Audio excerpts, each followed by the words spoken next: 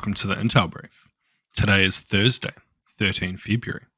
I'm your host Daniel, and today we'll be covering Hamas has said it will free the Israeli hostages as planned. Trump has said Putin has agreed to talk Ukraine war. An Austrian far-right party has failed to form a coalition. So firstly, Hamas has committed to continuing the ceasefire agreement, including a hostage prisoner exchange, despite earlier threats to delay the release of hostages due to alleged Israeli violations. US President Donald Trump and Israeli Prime Minister Benjamin Netanyahu have issued strong warnings, with Trump demanding the release of all hostages by a specific deadline, and Netanyahu threatening to resume intense fighting if the deadline that Trump had put forward was not met.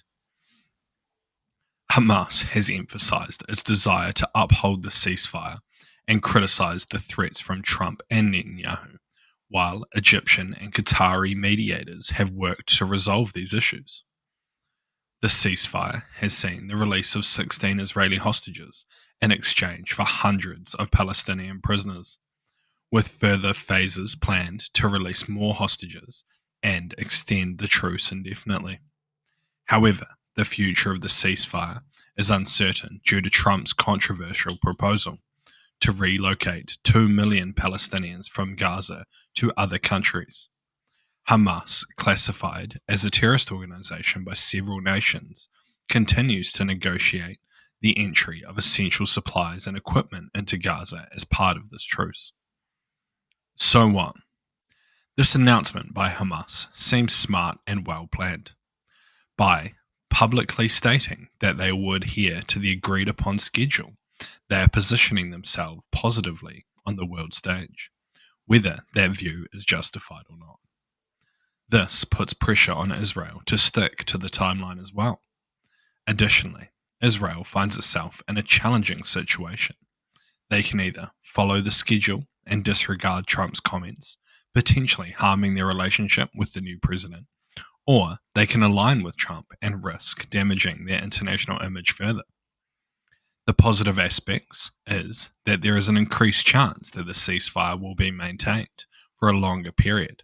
However, it still appears unlikely that it will last in the long term. And next, US President Donald Trump has announced that he had a lengthy phone call with Russian President Vladimir Putin, during which they agreed to begin negotiations to end the war in Ukraine. Trump mentioned that their discussion covered various topics, including the Middle East, energy, AI, and the power of the dollar. Both leaders expressed a desire to stop the ongoing deaths in the conflict in Ukraine.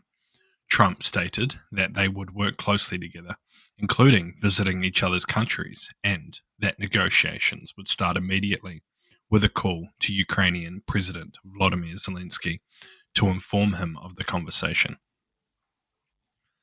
Kremlin spokesperson Dmitry Peskov confirmed the call and Putin's willingness to host US representatives in Russia to discuss the Ukrainian conflict.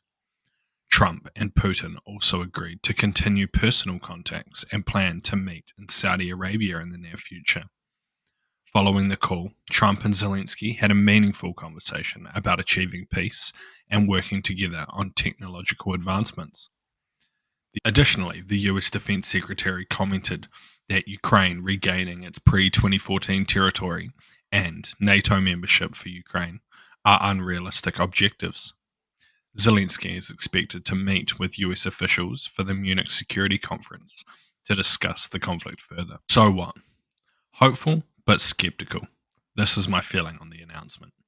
While peace would be a huge success and bring stability to Europe that hasn't been around for a few years, how the peace is achieved is critical for the long-term global peace.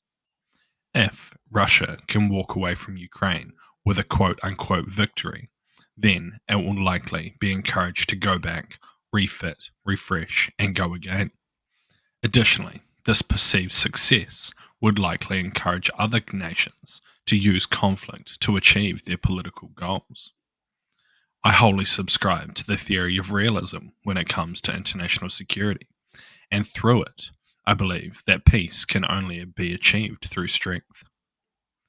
And lastly, in Austria, coalition talks between the far right Freedom Party and the Conservative People's Party have failed.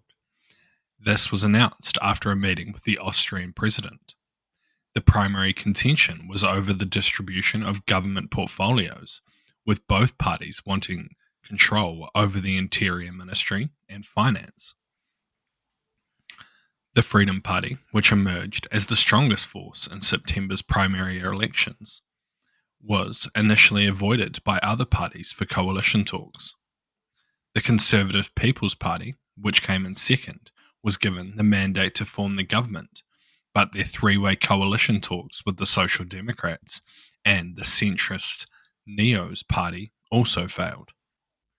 The current president then tasked the Freedom Party with forming a government, but negotiations with the Conservative People's Party collapsed due to these disagreements over the ministry controls and policy issues. The Conservative People's Party has accused the leader of the Freedom Party of being power-hungry and uncompromising, while the Freedom Party has rejected the Conservative People's Party proposals as constitutionally problematic. The Conservative People's Party insists that any future government must view Russia as a threat, a stance that the Freedom Party has been reluctant to adopt. With the failure of these talks, the president has instructed the Conservative People's Party to lead a new coalition discussion aimed at forming a more centrist government, including the previous contenders of the SPO and Neos. However, this coalition would have a slim majority, making it unstable. Alternately, new elections could be called, where the Freedom Party might extend its lead. The Freedom Party, founded in the 1950s, initially led by former Nazi SS officers, has become a significant political force in Austria over recent decades. So what? Well, personally, I learned something about Austrian politics from this article, particularly around the founding of the far-right Freedom Party. Yet, it seems unlikely that these parties will be able to come together to form any form of lasting coalition government. The best chance is in the centrist government led by the Conservative People's Party. As highlighted in the article, they will have a slim majority, thus making it difficult to rule the country and tackle challenging issues such as immigration. If this possible coalition was to fail, then it seems likely that new elections would be held, in which it seems likely that the far-right Freedom Party will gain more of the vote, making them more powerful. This is the running trend around the globe, meaning not just Austrians continue to show dissatisfaction towards traditional political parties and have been looking for alternatives. Austria is definitely a country to keep an eye on over the next few months. Thank you for tuning in to the Intel Brief, your daily update on global geopolitics, brought to you by HM Intelligence. You can support the show by sharing it with your friends or leaving us a 5-star review. And if you're curious to learn more about intelligence, you could check out one of our courses in the description below. Thank you for listening. I've been your host, Daniel, and I'll see you next time.